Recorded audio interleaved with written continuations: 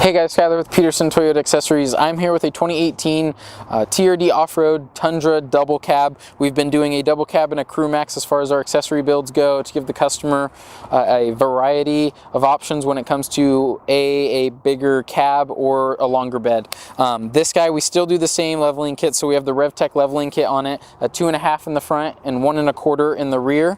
That allows us to put a 295/55/20 NITTO Ridge Grappler tire wrapped around a 20-inch fuel lethal wheel. Those tires are awesome when it comes to street and off-roading capabilities. They are a 10-ply tire, and they're also not going to be shaky and loud like a mud terrain is.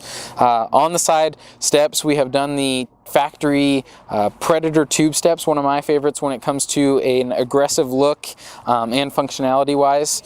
We've done a window tint on the front two windows to match the factory smoked glass in the rear, and the black badging with the iForce logos, the Tundra logos, the SR5 logos, and last but not least, the Tundra badging in the rear. So nice fine details there.